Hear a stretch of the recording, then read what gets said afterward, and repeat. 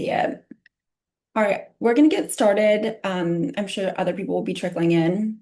And like I said, if you're just joining us, we will be sending this out in a recording later today. So welcome. This is our first official TMS webinar.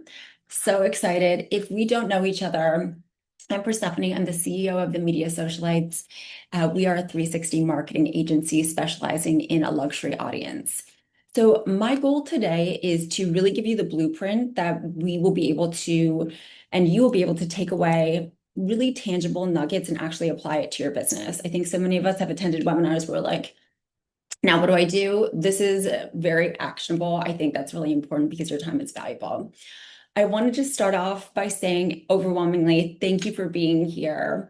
And I would love for you to drop in the comments what exactly you would like to take away from this conversation. If I could, build you a crystal ball, what exactly do you want to make sure that you take home? Because we're going to make sure to address it in one way or another. All right. So as we roll into this, I am imploring you to be open-minded with me on a couple of different philosophies, three specifically.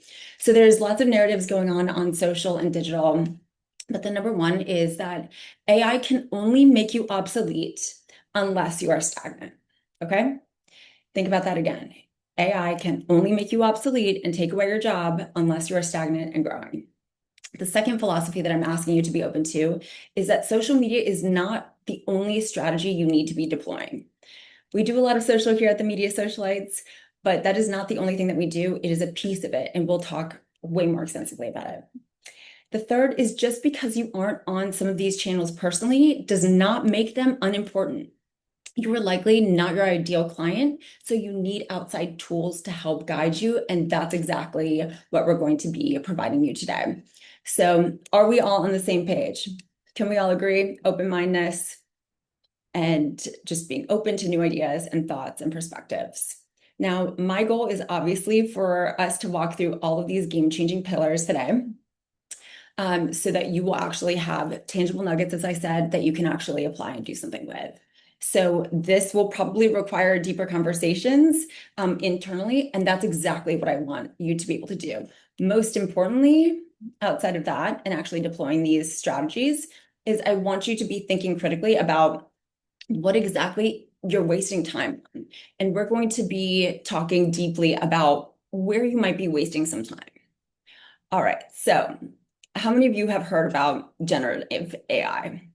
If you haven't, it is software that can create new content, text, images, and videos by learning patterns from data. So as we discuss this, I want us to consider this. AI needs humans in order for it to function.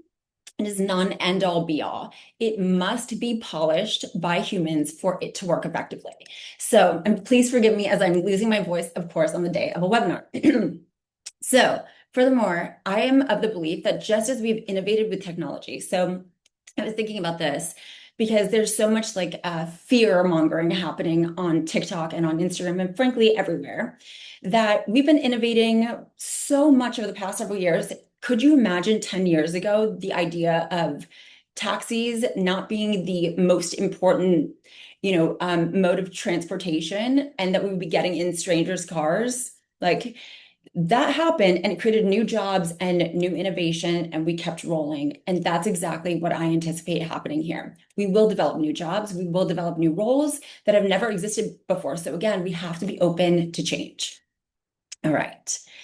So I'm going to just hit you with a couple of stats and again, walk through this with you. So I'm really going to decode for you what tools you need to use based on exactly what you need. There are so many different types of AI out there. So I'm narrowing it down for you so that if you just are like, okay, this one does this one does this, I'm going to give you a couple that are starting points. And frankly, what I typically do is I use the AI to help me find other AI or to decode other AI. That's exactly what you need to do as well. If you have ever felt stuck for content ideas, if you have ever felt like you need a photo shoot yesterday for a badass concept that you have come up with, but you're completely limited on time or resources or funds, frankly, or have you ever read an email or a caption that feels like a robot? Like all of these things are happening all at the same time right now. Some of them we can actually work through.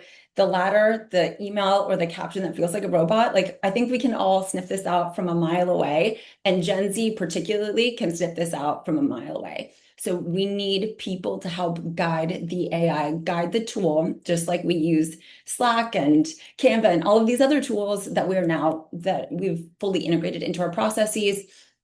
Same thing here. We need to guide it in order for it to produce optimal results. All right. So I wanted to show you a couple of campaigns here, because if you are asking yourselves, my ideal client would never like be down with this type of content. I mean, Ralph Lauren, Veuve Clicquot, this campaign actually launched this morning, I believe, and Skims are all utilizing AI. That might feel so lofty, and like, how do they have the budgets and the developers? They're using some of these specific tools that I'm about to spoon feed for you. So this is the exact same thing that was said to me 6 years ago when during COVID, I was talking to people about TikTok, and I was told it's for teens, it's for people who like to dance, brands aren't going to go on there, it's cringe. Now, the same brands who started 5 or 6 years ago with us on TikToks are some of the most successful partners that we have. One in particular that I'm thinking of went from a $10 million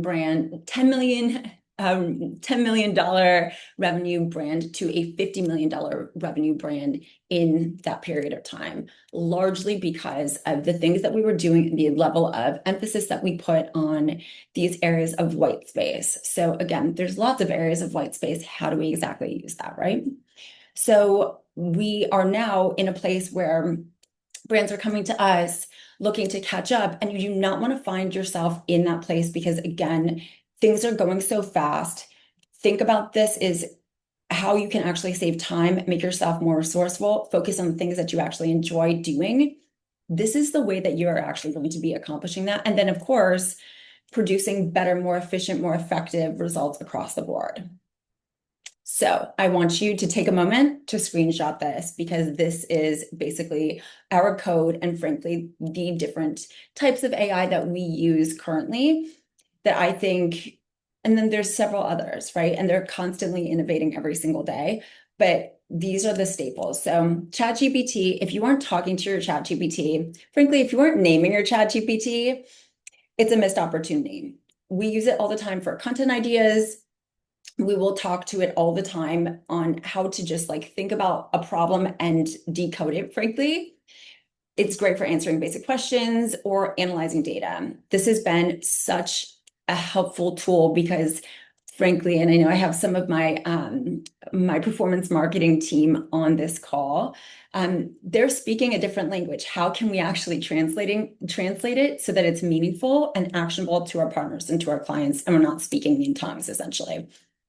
I love Perplexity because it gives you, I think, more precision and more detailed research than ChatGPT does. There's a little bit of lag of time with ChatGPT. ChatGPT is always looking for authority, and so is Perplexity, but I think it actually goes several layers deeper. Midjourney is an area where if you are a creative or you are needing help with content or you are limited on funds for photo shoots and things of that nature, this is where you must be investing time and energy. It's great for animation, photo, video creation. It's ultra high quality, and the videos that I was just sharing with you previously are very likely to have been made in Midjourney. It's just how you prompt it, how you actually direct it, and it's basically creative direction for AI that is so important in order to receive the right result that you're looking for. And then lastly, Jasper. This is wonderful, especially if you're a smaller business. And again, limited on resources. I think we all kind of are, certainly limited on time. This is wonderful for finalizing and really fine-tuning your brand voice. It's great for long-form content if you need to create lots of campaign messages, etc. Jasper is going to be your best friend. Now, if you're a business owner on here, which I see several of you are, I want you to be thinking about how you can provide your team with the education they need to be more effective here, because by investing in them and educating them on AI, and really understanding how to utilize it and be prompted accordingly, you're going to be saving yourself money in time, energy, resources, and bandwidth. And frankly, especially after last year and into this year, we're kind of all in that place where it's like, how can we be more efficient, more effective? All right. So in an AI world, people still need to connect with people, places, and brands they like. We just have to use this tool to our advantage because it gives us so much more insight into who your ideal clients are versus who we think they are, because those things are often different, and exactly how we need to be marketing to them. So again, just think about this as like a roadmap and a decoding of your audience, where frankly, we've been guessing for a very long time. If you've been doing any performance marketing, that is absolutely a tool. Google is a tool, Meta is a tool. This kind of takes all of those different pieces and allows you to think holistically about the decisions that you need to be making accordingly. So I'm going to give you a couple of real world experiences. So as you are sitting here, we ran this play against all of you. So what do I mean by that? We created different forms of messaging based on where you are and what industry you are, and to arrive to this webinar that spoke to you. So if you're in travel or hospitality, that was one landing page. If you are in weddings and events, that's in another. If you're in med spas, health and wellness, that's a different one. If you're in legal, that's a different one. So we had all sorts of different messaging after assessing our core audiences, and we used AI to create really robust landing pages so that they feel slightly different. The messaging is slightly different. Undertone is still the same. And then we had kind of one catch-all general landing page for anyone who maybe didn't perfectly align. So this is highly impactful, highly effective. And with any of our partners, this is how we are building ad campaigns, because personalization, making sure that you can see yourself in that content, or you are solving a problem for your ideal client in that content, is imperative. We just can't throw generic messages, images, all of that anymore. It's not working. It hasn't been working for quite some time. It's just that AI is kind of illuminating some of our problems. All right. So I want to give you more examples. So say you are a small to medium-sized business and you have lots of proposals out. I see some people here in the wedding industry. You have lots of proposals out for a luxury wedding in Italy. So you need to start thinking about how you can personalize your messaging across the board. Can you maybe showcase more destination weddings in Italy within your social content? Can we swap out the homepage image to integrate Italy content in there? Can we start writing blog content and just like sprinkling it in? Can we stand up a landing page so that it makes sense, so that it speaks to that ideal client? This is all what we're talking about. Frankly, the biggest barrier to success here is communication internally. This is like a huge, huge problem. Are you tracking how your client is arriving to you? Are you actually assessing all of that information? We'll talk more about that in a second. And what are we doing with it at the end of the day? So I'm going to give you one last example. So we, like, say you're a hotel or a venue. I see many of you are from hotels and venues as well. Think about this as like your emails, different landing pages. How can we use this type of information and really assessing what they're into? What were they doing when they stayed at your hotel? Did they book spa services? Did they book dinners on the property? Like, what was that behavior? And then for your past guests, you can actually message them, reminding them that you're here or to return back. Or like, again, we have to customize this message so it speaks to them. Another great example of this is if you're a med spa, you can and should be having your clients set up so that if they get Botox every 12 weeks, that we are signaling different messages, not only for Botox, but also other aesthetics. And then for prospective clients, you can target high net worth travelers who are going back to hotels and venues, who are browsing luxury hotels. There's so much data that we can retarget their messaging accordingly on Google, on a meta based on what they are doing, but we need to drop them somewhere that is meaningful, that matches that behavior.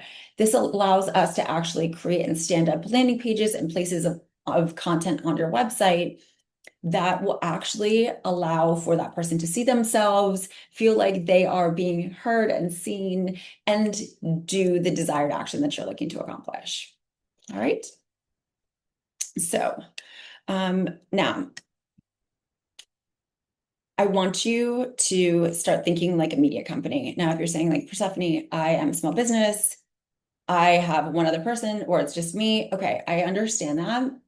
But I'm going to, again, give you more tools that will allow you to be more effective, more efficient if you are deploying them properly. Now, I also want to use this time as a mini PSA, because if you're having a junior level person responsible for your revenue, which frankly, all marketing should be tied to your revenue, this note is for you. So if you are sitting here saying like, okay, I've tried social, I've tried digital, and it hasn't worked.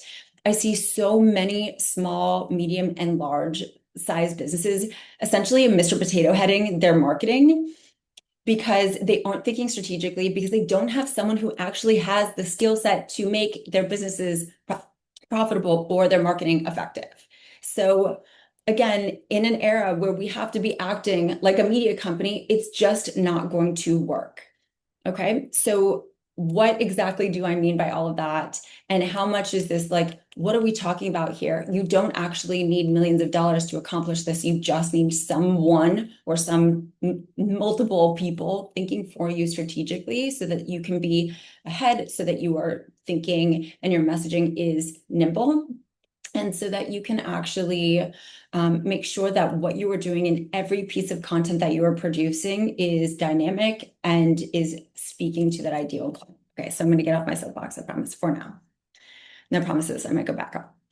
All right, so for luxury, this does not mean flooding the internet with the same bland ass messaging. It means adapting and maximizing your efficiencies. If you've ever spoken to me or ever listened to a podcast, you will hear me say this endlessly.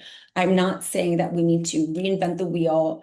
I'm saying that we need to take that piece of content and make sure that we are tweaking it based on whatever channel or wherever it is being deployed. So whether that is on TikTok, it needs to feel slightly different versus LinkedIn versus Pinterest, et cetera. But one piece of content should be, I like to say, we need to squeeze out the lemon and make sure that we're maximizing it for all that it is worth. So really and truly, where should you be investing your time? This is always the number one question that people ask me, like, do I need to be on all these channels? Again, I'm a small business, limited time and resources. So I will answer you very, very clearly. Do you need to be in all these places? I'm going to ask you, do you want to make money or no? Because you need to be in multiple places in order to make sure that you're connecting with today's customer and tomorrow's. And we'll kind of slice and dice that in a second. Now, where exactly you need to be looking at two main resources. I will tell you the number of medium to large size businesses that are not doing this exact step is alarming.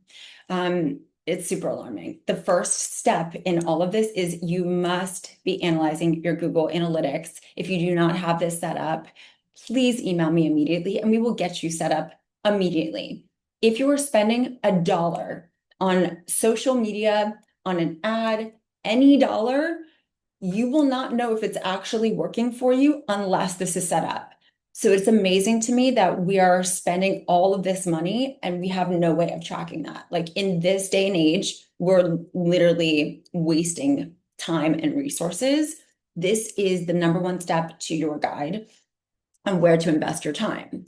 So oftentimes we're seeing that people are just like, they know that people are on Instagram. We're all on Instagram. So they're pushing out half-assed content on Instagram where in reality, maybe they're converting on Pinterest better, or maybe they're converting elsewhere better. So we need to use this as a tool to identify where your attention exists and analyze where there's white space. So what my rule of thumb is use AI to help guide you. So you take your Google Analytics, you upload it to ChatGPT or any of those others that I mentioned, and you ask it to, this is like a hot take, this is exactly what you should do. You ask it to define where the 3 to 5 best places that you need to be based on where your referral traffic is coming from. Okay. And those are the places that you need to be investing time and energy. Then pick at least one additional channel where you know attention is going. Maybe you don't know. So Substack is really big, or AIO, which is ChatGPT search results, is obviously starting to become really big, or TikTok. We need to be thinking future as well and pick at least one to invest in, because you can take this piece of content and then you can twist it and turn it so that you're speaking to that audience too. If you're being effective, this shouldn't take that many more steps. Okay. I know I'm talking way fast. I'm usually much slower. But we have so much to get through, and I want to make sure that we have a little bit of time for Q&A at the end. All right. So number 4 is the founder as the chief storyteller. Now, let's be honest, how many times have you heard someone say, we buy from people we like, but so many of us are afraid to even show their faces or get on camera or feel cringe or judged or whatever. My rule of thumb is that every single time I get on camera and I am cringe, I am making money for my business. It is actually a fact. People buy from people that they like, but there's definitely different tools and ways with which to connect with people. Now, I'm going to hit you with a couple of data points, because when we were saying this 6 years ago, there was a lot less data on this. And I'm going to also share with you that podcast is one of the best tools possible in order to connect your brand story or your CEO, or really like go layers deeper with people, because it is such an intimate relationship and experience, and people are opting in to hear from you. Now, I would also love for you to comment below on how many people you have seen starting a podcast, like obviously myself included. So by having a podcast, it's basically the ability to create a safe, personalized connection with your potential clients. One of my best friends, who is a client of ours, asked me a couple weeks ago, like, what's the trajectory for my podcast? Because we talk about marketing, but talking about marketing all the time is horrible. Like, no one wants to listen to that 24/7. We're well-rounded people. Again, we have depth. And so we talk about mental health. We talk about things that just make us giggle. We talk about lots of different elements of things that are being discussed, but maybe on inside conversations. What I have found as I've been fine-tuning my podcast is taking discussions and almost circulating them, or having more real like connections with people, and creating safe spaces to have these connections with people that are actually creating more connection with my ideal client. So I will say that recently I've been having this conversation ongoing about weddings being in their villain era. And this was something that I was hearing ongoing, and then I used it as basically a jumping off point to create community, create connection, because ultimately, again, if I'm able to connect with that person, maybe they'll consider us when they are looking for their 2026 marketing strategy, or not. That's fine too. But if you are a faceless brand, if there is no one behind your brand, it's not going to work in this day and age, especially for the future. So if talking to the camera isn't natural, and lots of people, it's not. For most people, it's not, frankly. Then how can you use audio, and how can you use video to show you doing your thing? How can we show you and your expertise through audio? Totally cool. Or maybe you don't want to launch a podcast, but you want to be on other podcasts. This is such a hack. So again, this is something you should write down. If you are an owner of a business, or if you are at the executive level of a business or on the marketing team, you should have someone who is a brand ambassador, go on different podcasts, use that piece of content. Now you can stitch it together with other pieces of video and use that audio to create other pieces of content for your social channels. Use that podcast clip to create a blog post that you can transcribe through ChatGPT. You can then use this to share on Substack. Like, I'm probably making your head want to explode, but frankly, this is exactly what you're going to receive from us later today. We're going to take this, we're going to upload it to my podcast. We're going to launch Substack later today. You're going to get clips of it on TikTok, Instagram, LinkedIn, and everywhere else. It's taking the same amount of time that I've taken to prepare here for you and maximizing that time, and again, squeezing out that lemon. All right. Because the reality is that Gen Z, particularly, really cares about who the people behind the brand are and that they're ethical, likable, that there's some commonality, and they do not want to be hit with your sales messages 24/7. It's just a fact. Now, you might have heard me, if you and I have been connected in any way, that this does not mean that you need to be showing up as an influencer. In fact, please don't. Thought leadership only. Okay. So if you are stuck with ideas here, if you're stuck with how to execute this, again, use AI to share your conundrum. Like, my CEO doesn't like to be on camera. How can we show process on social media? And give me 10 ideas for social media that I can use. Like, these are the types of prompts that you need to be using, and you're going to have to educate it to fine tune exactly what you want to get and receive out of it. All right. Now, say you are part of the team, you're working for more of a corporate brand, or say you're not the business owner, but I'm telling you right now that you need to show more of your founder story or team, frankly, to add value. How can you capture content, or how can you use content and educate your audience? Or how can you show your team and your process to add value? I always say that most people's mundane is the micro steps and the phantom work that adds value. So for us, for example, there's at least 6 people who work on one client at any time. Most people don't see those 6 people behind it, but we're working on creating content to show like that it goes from here to here, here to here, here to here before it gets to the final product, right? Say, for example, you are a venue, and again, you might not be able to get your CEO, showing their face, but how can you show your team and all the people who make the guest experience come together? I was with one of our partners yesterday, and he was telling me that it takes 100 people to take down the event once they have an event in their venue. 100 people. So how do we showcase that? Because those 100 people are part of the overall cost. The mundane is interesting, and showing the process is imperative as you're thinking through next year. Showing the pretty and the beautiful is always going to be a thing. Showing the process is added value and added worth to your bottom line. All right.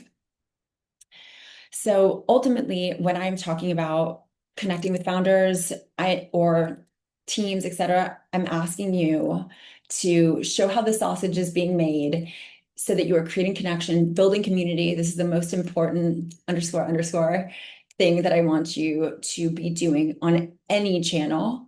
And if you're worried that you're going to be giving away your secret sauce, I'm giving away my secret sauce right now, but no one can do it like us, and no one can do it like you.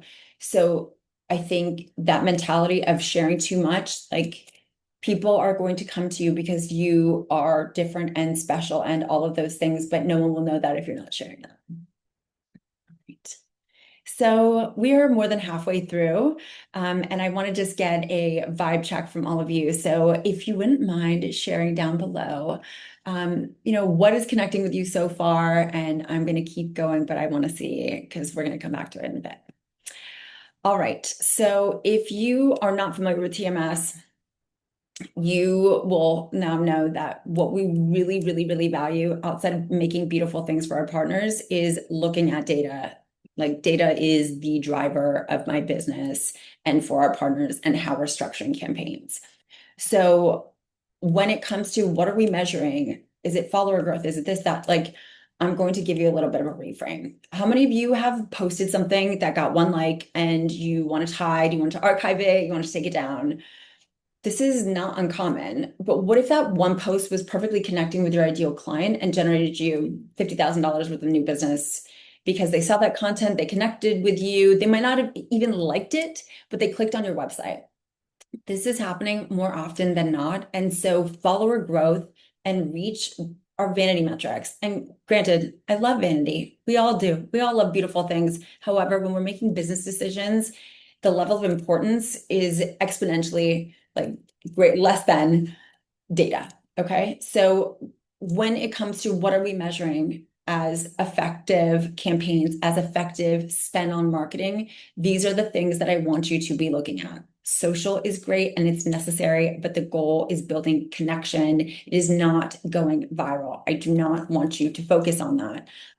Not all content is also like-worthy, but it's about maximizing attention. It's about making sure that you are getting that person, that right next client to take that next step, book some time with you or book an appointment or whatever that might be, right? So again, I want you to be evaluating where your referral traffic is coming from on your Google Analytics. If you guys don't have Google Analytics, by the end of this conversation, have an email me to get this set up. Like I said, we have to talk. Analyze where that traffic is actually coming from, and then you can actually accurately track your conversions so that you can, again, limited time, resources, money, all of those things, like then we can actually see, okay, where are people actually booking your services? Where are they actually spending time with you? Are we spending too much time on TikTok when they are not on TikTok or engaging with you in the same capacity? We need to move these things around. The goal of social is to engage, entertain, or inspire them with your message so that then they will email or buy from you. This is the reality, right? Like we are not doing this for shits and giggles. We are all trying to make money here. And so it is so, so, so important for us to focus on that versus whatever inner narrative we are having, like, oh, no one's liking this, so they don't like me. That's for therapy, okay? I always, like I said, operate from that mindset of like post even when you don't want to post, even when you don't look your best, put a filter on, that's fine. But every time you're posting, you are making money. So stop just holding on to all of these different posts because they're imperfect, because perfectly imperfect is really the goal. Now, I'm so curious to know how many of you are actually utilizing LinkedIn. And like, I'm talking really utilizing LinkedIn. It's one of the most underutilized channels that I think is only going to be exponentially more important. It's not just for resumes, though. We love to find people on LinkedIn all the time. I want you to be thinking about it slightly differently. So LinkedIn is really the opportunity to connect with your high net value client where they are spending their time out of the weeds. Like you're getting out of the weeds, first of all, because Instagram and TikTok is just like so much all the time. They're in a different mindset here. It is very likely that they're in more of a buyer, more active, more like leaned in mindset because they're in business mode. Instagram, TikTok, they're way more passive. They're scrolling, probably potentially scrolling right through all of your content. And so how exactly you're showing up on LinkedIn is so, so, so important. So I'm talking about organic posts. I'm talking about running ads. This is massively underutilized. Video is so effective. They've also created almost like themes, the way that old school TikTok used to have the For You page, and then people were creating TikTok against that. LinkedIn is doing that right now. I run every piece of video that you have ever seen on LinkedIn as well. We run ads there constantly for our partners and otherwise. It is unbelievable the level of conversion to the right client, no matter where you are, like no matter what sector you're in, how well it really just allows you to get through the fray, frankly. All right. So again, whether it is organic or paid, like this is a place that you need to be considering. All right. Then finally, the power of paid Pinterest. So I'll be honest, if I had a dollar for every single time people are like, people are still using Pinterest. Yeah, people are definitely still using Pinterest. It's mostly female. It's mostly women in specific inflection points of their life, and they're looking to source information. So whether it's inspiration for big life experiences or particularly enriching their everyday life through vacations, weddings, babies, makeup, beauty, the level of personalization that Pinterest has created is insane. I'm also going to give you this nugget because this literally happened within the past 24 hours. We've been speaking to this partner who is posting 60 times a month on TikTok, 60 to 80 times on Instagram. We pulled up the Google Analytics, and the majority of their traffic is coming through organic search, paid, Pinterest, huge gap, TikTok, and Instagram. why the hell are we spending all of this time creating this content like machine, pumping it out, making themselves batshit crazy for what? Because they weren't assessing that. So it allowed us to completely reposition all of their time and energy, frankly, waste a whole lot less resources because they're also hiring different people to be models. I mean, it's insane how much time and how much this actually drives for people. Now, I'll be honest with you. Recently, they changed the algorithm. For years, they didn't have the appropriate algorithm. They were having an absolute identity crisis. A wonderful podcast to listen to is The Social Currency. You might have seen her on LinkedIn or on Instagram. She kind of breaks down certain things that have happened with different businesses. And she had the CEO of Pinterest who admitted like they were trying to be TikTok, they were trying to be this person and that person. They were giving away a ton of free traffic, organic traffic, the way that once upon a time, for those of us who are old enough to remember when you could post something on Facebook as a business or get like hundreds of thousands of views? That doesn't happen anymore because, it's pay to play. Pinterest has found like a nice delicate balance where the organic content still does really well, but if you spend even like a little bit of money, the level of targeted campaigns that they are and highly personalized results that they're able to provide you is incredible. Like it is honestly one of the best if you are in any space that is visual, including med spas, including hotels, etc. Massively, massively underutilized. And just like a little bit of effort goes a long way.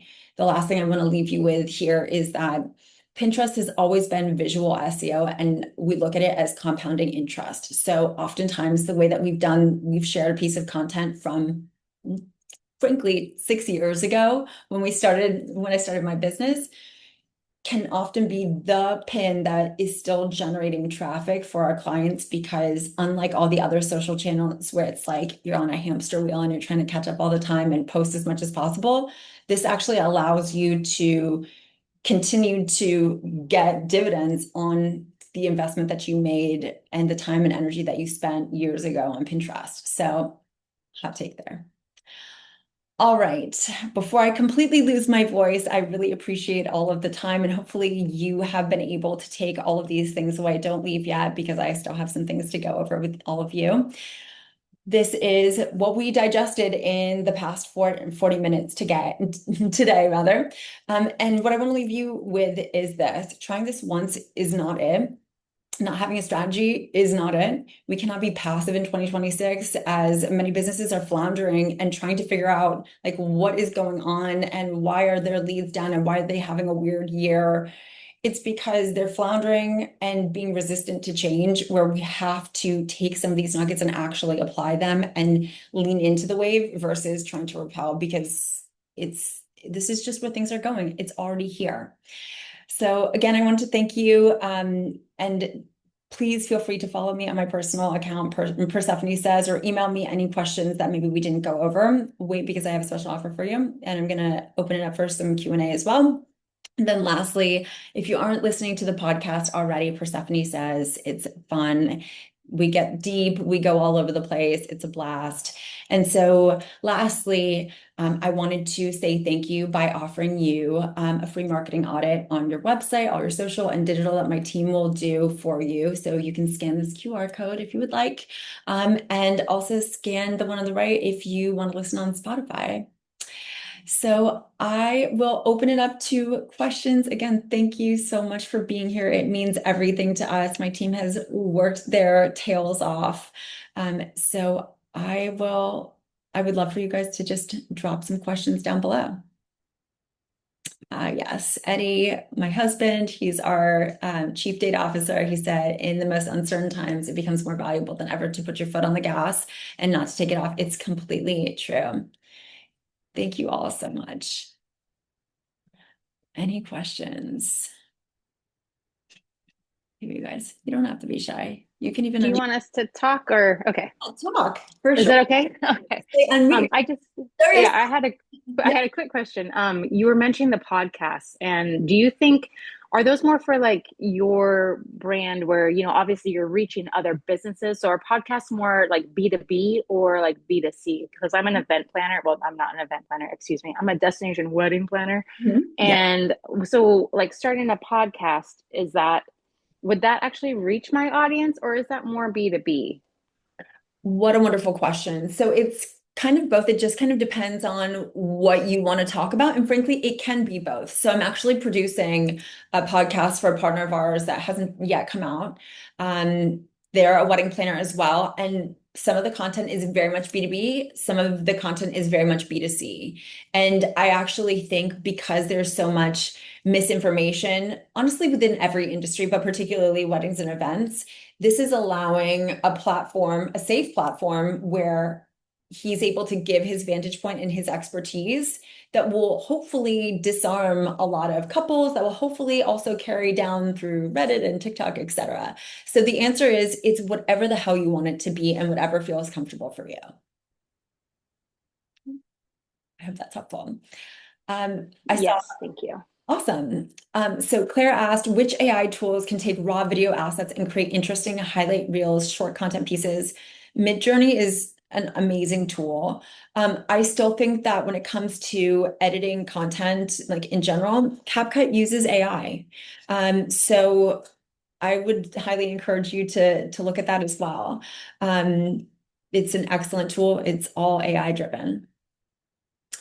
Um, all right, what else do we have? And again, feel free to like just pop your head in. Can unmute yourselves. Did I miss any other questions? Amazing. Well, if you don't have any other questions or you're feeling uncomfortable, please email me. Ooh, did I miss I one? do. Sorry, I have one more. Please, please. I'm on my phone. I can't scan the QR code. How would It's I okay. get to it then? We're gonna send this to you. Oh, okay, perfect. Thank Yeah, you. Okay. of course. Of course. Amazing. Anybody else? Cool. Well, if you have any other questions, I'm here. Please email me anytime. I love to talk about digital all day long. And we're so excited that you're here and hopefully you took some things away. So thank you for the time. I'll see you soon. Bye.